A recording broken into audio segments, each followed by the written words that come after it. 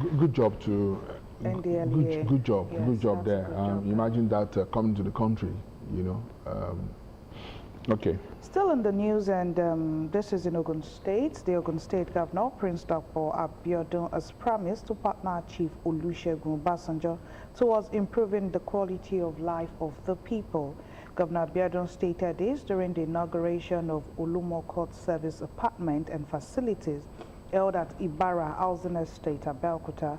While appreciating Chief Obasanjo, the governor said the project is a trailblazing initiative and investment, saying without a doubt Olumo Court is a thoughtful and deliberate project for the ever-growing social-economic life in Abeokuta. He also noted that this is an initiative that all residents of the state must endeavor to emulate, stating that beside adding color and value to the social landscape, it would also create job opportunities for the teeming youth. Governor Abeokuta promises to partner Chief Obasanjo. Yeah, Chief Obasanjo, you know, fast becoming an iconic figure in the hospitality business. At the OOPL, there is the legacy results. Yeah. Now this one has been added to it. So, and I think in the long run, it beautifies Ogun State the more and makes the state an attraction for tourists. And certainly, you won't have any excuse, you know, if you come to the state. No problems with accommodation. At all. Okay, from there to this one, the Joint Action Committee of the Senior Staff Association of Nigerian Universities and Non-Academic Staff of Universities and Allied Institutions has revealed that the federal government only released 1 out of the 4 months withheld salaries. The Office of the Accountant General of the Federation, however, said that it had released the withheld salaries for which the university workers embarked on strike. The unions under JAC began an indefinite strike on Monday due to 4 months of unpaid salaries, leading to a shutdown of university activities nationwide. SANU National President Mohammed Ibrahim noted that the top university officials, including vice chancellors, bursars, and registrars, also had not been paid, further impacting university operations. Well, controversy here. So who is lying? Is it the federal government or the officials of the university?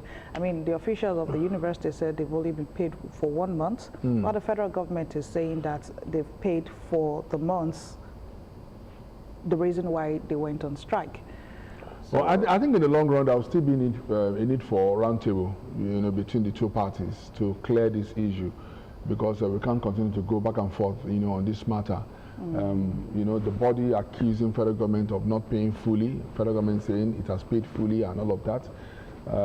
Then the strike action, it also has its impact negatively on the students too. Yeah, that's why this explains why we have an upsurge in the numbers of private institutions these days, because the parents don't want their kids to stay longer than necessary. You know, but the affordability is another thing to think about. That's another thing. Okay. So here it says the federal government, through the National Emergency Medical Service and Ambulance System, disclosed a move to provide free emergencies to 1.7 million pregnant rural dwellers in the country.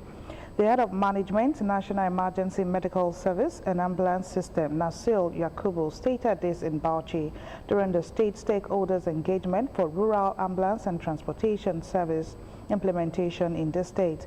He maintained that this would be achieved and carried out under the World Bank assisted National Emergency Medical Service and Ambulance System through the state coverage through last mile access to quality healthcare is envisaged to be actualized through a sector-wide approach program. Federal government to provide 1.7 million what's called World Bank assisted National Emergency Medical Service and Ambulance System. So emergency transportation services to pregnant women in the rural setting. Yeah, and that's because of the lack that we have, you know, in our rural areas. Yes, we don't have a universal health care, so that would actually bridge the gap. You know, I've been wondering how rural women actually, you know, are put to bed.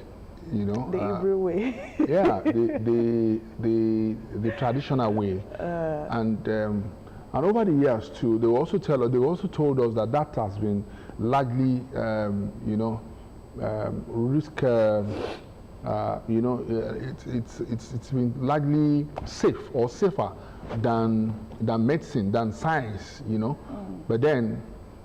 No, well, I really don't want to, as much as I believe that they have their means, but I feel with improvement in technology, it is easier. In fact, women these days, they choose to either go for CS than even, going through the normal process of delivery, and that's because the options, the facilities, everything is in place to have a easy birth. So I think it's good to have a universal health system.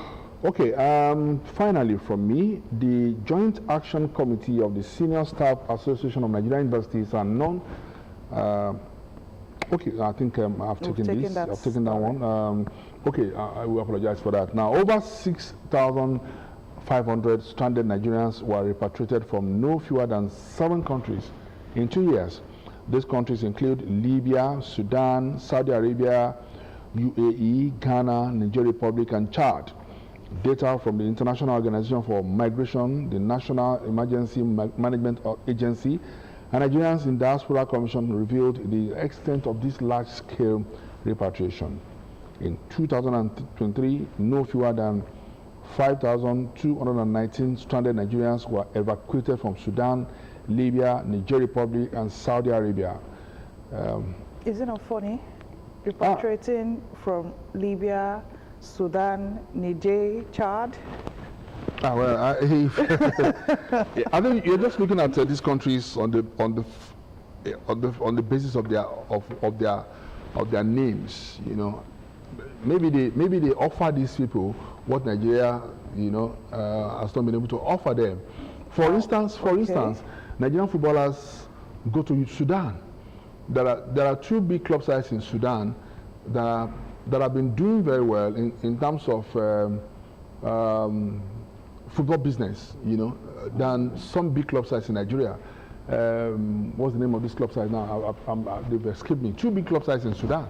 Well, considering the chaos in all those places, I don't even expect. I mean, Sudan is known for its crisis. Libya, it's not stable. They have 2 presidents in that country. Can you hold down Nigerians? You can't hold down Nigerians.